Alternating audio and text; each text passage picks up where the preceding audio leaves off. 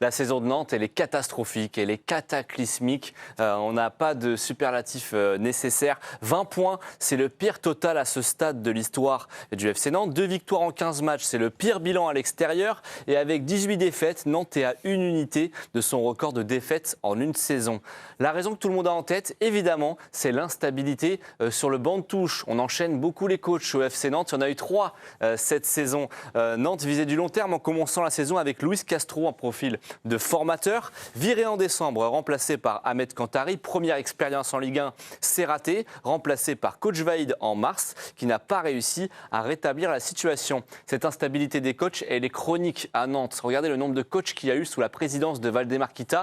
22 en 19 ans, ça fait donc plus d'un par saison. L'instabilité, elle est sur le banc, elle est aussi sur le terrain.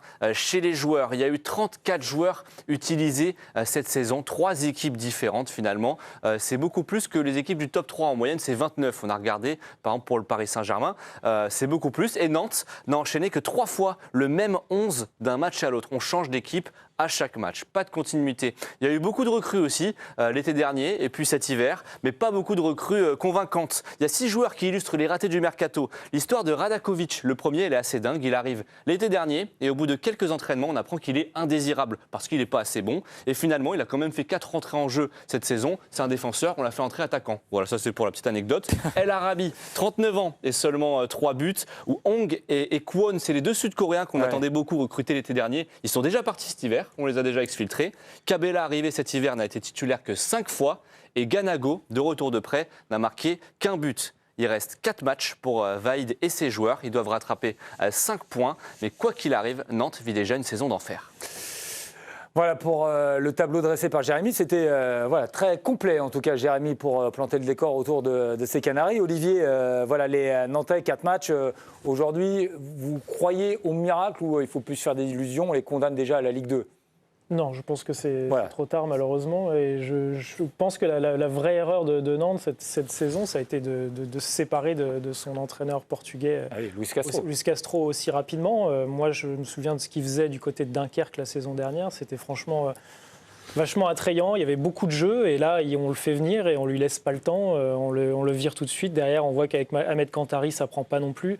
On essaye de venir secouer tout ça avec Vaïd, ça prend pas non plus.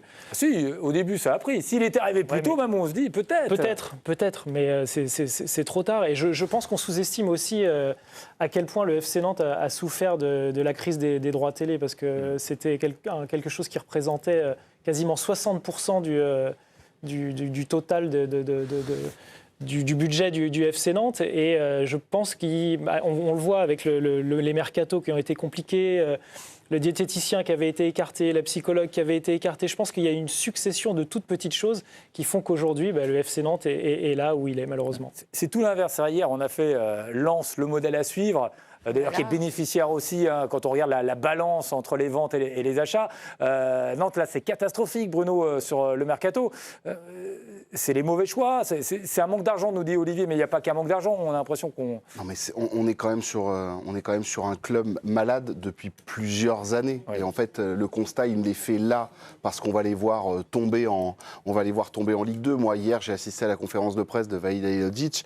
J'étais marqué de le voir marqué comme ça, de vraiment toucher, impacté, de se dire on va partir en Ligue 2. Il a compris que ça n'allait pas le faire. Et très franchement, on va mettre les pieds dans le plat. C'est la famille Kita. Oui, d'accord, ils mettent l'argent, très bien, mais c'est géré n'importe comment. Si l'instabilité des entraîneurs, ça vient de qui ?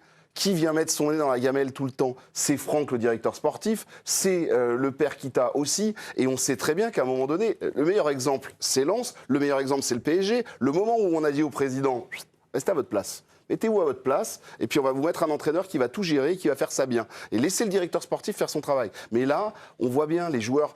Alors, et ce qui est terrible en plus, c'est que ce club fait un grand travail sur la formation.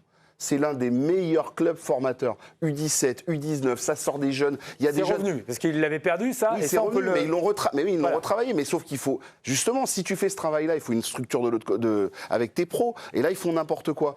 Et je pense qu'ils se remettront même pas en question. Et je parle pas des crises avec les supporters, etc. La famille Kita, vous voulez dire. Oui, la famille Kita. À un moment donné, c'est à eux de se remettre en question. C'est eux l'instabilité. C'est eux, c'est de leur faute. Et ce qui est fou, c'est que, rappelez-vous de cette parenthèse enchantée qu'il y avait eu avec la Coupe de France, la période de Kolo Muani, Ludovic Blas, Alban Lafont, et on s'est dit, ils sont capables, ils ont soulevé le trophée. Enfin, c'était vraiment Antoine Comboiré en coach. Oui, avec Comboiré. Enfin, il y avait une histoire et on s'est dit, ils peuvent peut-être se raccrocher à ça pour voir qu'en fait, un petit peu de stabilité, ça fait du bien. Et pas du tout.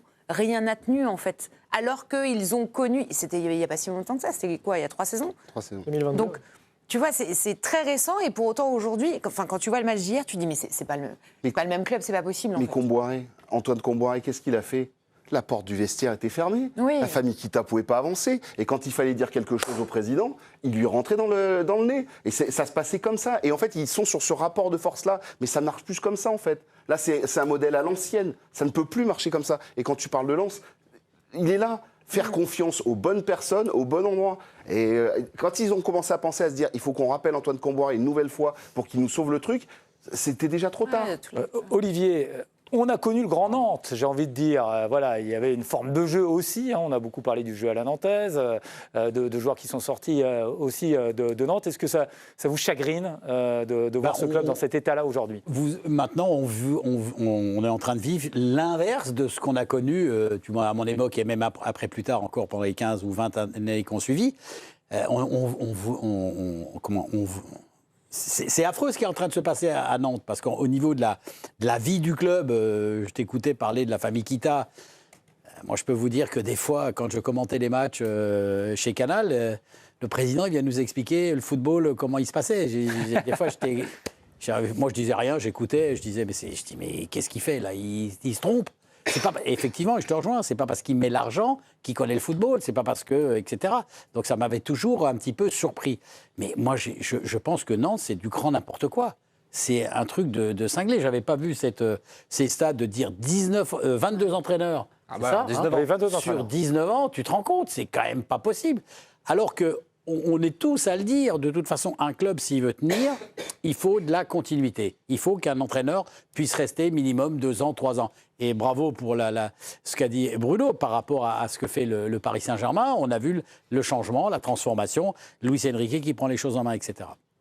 Luis Castro était arrivé d'ailleurs pour ça au départ. On a est pris bien d'accord, mais le problème, il est là. C'est que de toute façon, quand vous voyez... moi, je suis toujours... abasourdi quand je vois qu'à Nantes, il y a 34 joueurs. Mais qu'est-ce que vous faites avec 34 joueurs ? Nantes n'a pas cette saison un championnat où ils vont faire 80 matchs dans la saison. Ils font un championnat à peu près régulier et éventuellement la Coupe de France. 2 matchs cette saison. Ça peut s'arrêter à n'importe quel moment. Pourquoi vous avez 34 joueurs ? Avec 34 joueurs, je suis désolé, vous ne travaillez pas bien. C'est pas possible. Il vous faut un groupe de 25, 28 joueurs, pas plus. En faisant une saison normale, sans avoir des matchs autant de matchs que le Paris Saint-Germain, t'as pas besoin de tout ça. Et là, tu travailles, là, tu mets en place, et là, tu avances. Mais c'est du grand n'importe quoi. Alors, si vous aimez d'ailleurs le FC Nantes, ou si vous voulez connaître un peu mieux ce qu'était le FC Nantes, regardez l'Explore sur l'équipe, l'Explore Reynald Denouex, qui est magnifique, qui est génial, que je vous recommande, vraiment, c'est super. Léna, il y a quelque chose qui vous a attiré hier en conférence de presse. On en a parlé avec Jérémy, il y a eu 2 déclarations qui ont retenu notre attention et qui témoignent bien de l'hétérogénéité qu'il y a au sein du FC Nantes. On commence d'abord avec le coach des Canaries, abattu. Écoutez. Ces périodes, je n'ai jamais vécu de ma carrière, ça c'est tout, j'ai l'impression que tout est contre nous. Ça se passait depuis mon arrivée, tout est contre nous. Peut-être je suis maudit, peut-être c'est moi qui l'ai amené les choses mauvaises comme ça. Peut-être, je ne sais pas. Brest, il a laissé un petit peu de trace, les joueurs sont très déçus parce qu'il s'est passé injustice. on sent qu'il n'y croit plus, alors que certains de ces joueurs sont beaucoup plus combatifs. C'est le cas d'Anthony Lopez. Je ne lâcherai pas jusqu'au bout. Mathématiquement, tout est possible, faisable. Je vais y croire jusqu'au bout. Je vais être dans les combats jusqu'à un infime espoir. On ne lâchera rien. C'est mon rôle de capitaine d'amener les autres avec. Donc quand même le coach semble avoir quitté le navire, c'est sûr que c'est compliqué pour une équipe. Oui, mais il y a les joueurs encore qui veulent y croire. Voilà, Juste un Bruno, truc. vous n'y croyez plus, vous? Non, mais hier soir, par exemple, c'était structuré. Et depuis un mois et demi, 2 mois, je trouve. Non, mais là, il y a eu en plus le pas de chance depuis, c'est vrai, Brest. Oui, Louis Leroux qui marque un but, c'est annulé face au PSG. Mais en fait, il les fait travailler correctement. Il y a quelque chose, mais c'est trop tard en fait. Là, tu sens que c'est trop tard, que la corde a lâché. Mais juste pour revenir, quand on parle des grands clubs français qui se sont plantés, Nantes s'en fait partie, Saint-Étienne, Bordeaux, problème, présidence. Voilà, terminé. Et vous, c'est mauvais travail de présidence et les entraîneurs qui changent. Et regardez l'état. Bordeaux, ils sont au 4e sous-sol. Saint-Étienne, on espère qu'ils vont remonter à un moment donné. Bref. Bon, on va parler d'un autre grand club. On va parler de Marseille tout à l'heure. Vous me direz ce que vous en pensez tout à l'heure. Marseille au bord de la crise. Vous vouliez rajouter quelque chose, Olivier ? Très vite. Pour rebondir sur ce que dit Bruno, en fait, le problème, c'est que vous avez des présidents propriétaires. Et à partir du moment où ils mettent de l'argent, donc vous entendez ce genre de réflexion. Oui, mais c'est mon argent, je fais ce que je veux. Ah non, tu as ton argent, mais tu donnes ça à des gens compétents. Et il y en a dans le football.